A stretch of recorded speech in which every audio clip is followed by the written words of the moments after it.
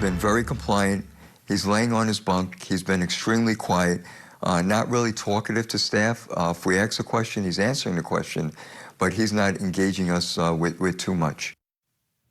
Quiet, compliant, and not engaging enough behind bars. The suspected Long Island serial killer, that from the local sheriff. Still with me, serial killer expert, Dr. Scott Bond, and joining us from New York City, nationally known psychotherapist, host of Talking Live and the Bite Size podcast, Dr. Robbie Ludwig. All right, Dr. Robbie, start with you on the description of his demeanor behind bars. What do you think's going on here? Well, I think he knows how to behave when he's in public. And also the way he's behaving also indicates some degree of control. He can control what he decides to say and not say. He can control his demeanor. And so he's staying guarded and quiet and probably assessing his situation. So although he's quiet on the outside, his brain is working as to what's in his best interest at this point in time. Now, a former escort named Nicole Brass claims she went on a date with the accused killer back in 2015. And last night she told Chris Cuomo on News Nation the accused killer talked to her about the murders. I said, well, have you heard of the Gilgo beach murders? And I said, yeah, everybody from Long Island has. We're all following that case. And then he started, like, talking about it. And he tried to say, like, you know, he and hypotheticals and, like, what he thought. But it was the way that he was saying it didn't seem like a true crime fan who just wanted to talk about it. Help me understand. Like, what were you picking up? Like, his body language kind of changed, and, like, his eyes were, like, as if he was in a different place. Like, he was picturing it all over again. Like, he wasn't, like, quite... It was weird. He almost kind of made the victims, like, seem like people who didn't matter. Dr. Scott Bond, what do you think of that? Well, you know, I live in Las Vegas, and it's almost like a tell in a poker player. They get a great hand, a winning hand, and then they always scratch their eyebrow or something like that. And so you know that they have a great hand. It's the same thing here in my mind. This guy is bursting with excitement. This is, in his mind, his great life's work, and he can barely contain himself with his enthusiasm for it. And so. It really doesn't surprise me at all. I think he's a complete narcissist and psychopath, and only sees the world through the lens that is going to give him pleasure. Let's take a listen now. This is from TikTok. This is a woman who was part of a networking group with the accused killer, Dominique Vidal. Let's take a look.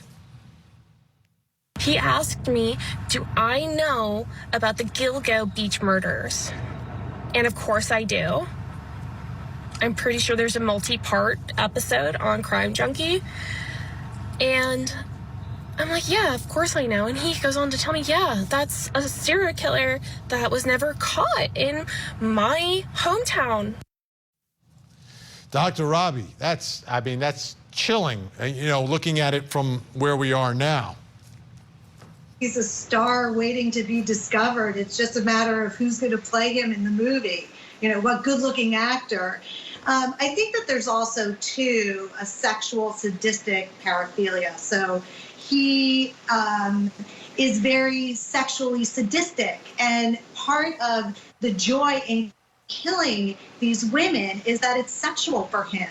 And he gets off on not only inducing pain, but in killing them and probably dismembering them. And that's all part of his sexual fantasy, which becomes his signature. So there's a sense of pride that he has. He doesn't care about these women. It means nothing. He has no connection. He's more of a predator. But there's a sexual excitement and orgasmic component to these killings. Dr. Scott Bond, from studying serial killers and looking at this one, is there generally something that happened in their life that led them there, or are they just wired differently and it just happens? Wonderful question. And, you know, it gets down to nature versus nurture. And in the case of serial killers, in my experience, at least 50% of them are real psychopaths. And as such, the brain is simply different, particularly in the frontal lobe that controls impulses. They have virtual low to no impulse control. And these individuals, as my colleague said, they look at other humans as simply prey, or at least objects to amuse themselves. In fact, Ted Bundy called his victims objects, and BTK referred to them as projects, like he was collecting butterflies or something like that.